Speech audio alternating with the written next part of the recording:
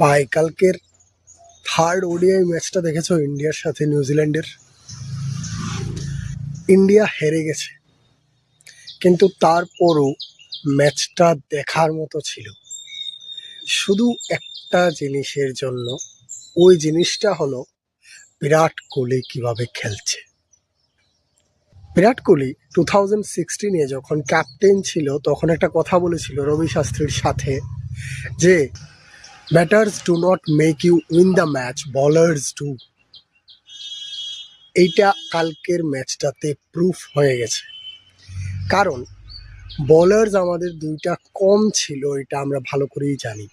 ঠিক আছে, প্রথম 10 ওভারের মধ্যে 3টা উইকেট চলে যাওয়ার পরও 45th ওভার পর্যন্ত আর একটাও উইকেট পড়েনি।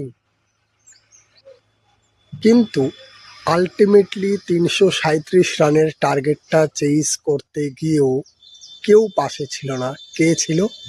একা কিং কোহলি। এই জন্যই হয়তোবা ওনাকে কিং বলা হয়, ওনার মধ্যে এত পরিমাণ ট্রাস্ট আসে আমাদের। তোমরা যারা যারা কালকে খেলাটা দেখেছো তোমরা হয়তোবা আইডিয়া করতে পেরেছো কারুর উপর ওই ট্রাস্টটা আসছিল না যে এই ম্যাচটা জেতাতে পারে। এই ম্যাচটা একমাত্র জেতাতে পারে যদি বিরাট কোহলি লাস্ট অবধি মাঠে থাকে, তাহলেই। ইভেন রান রেটের কথাও আমরা কেউ চিন্তা করছিলাম না যতক্ষণ বিরাট কোহলি মাঠে ছিল।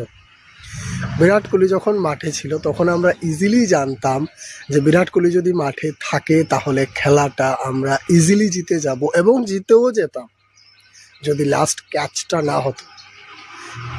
নিউজিল্যান্ডের টিমেও জানতো যদি বিরাট কোহলি মাঠে থাকে খেলাটা ইজিলি জিতিয়ে নিয়ে যাবে।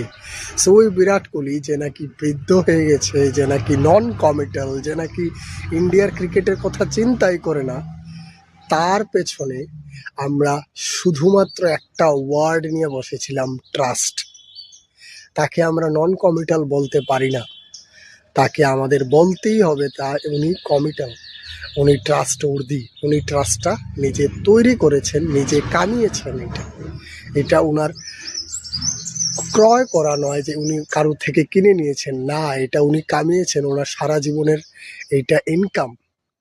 এই ট্রাস্টটা আর কোনো প্লেয়ারদের দেখে আসে না, কিন্তু একমাত্র ওনাকে দেখেই আসে।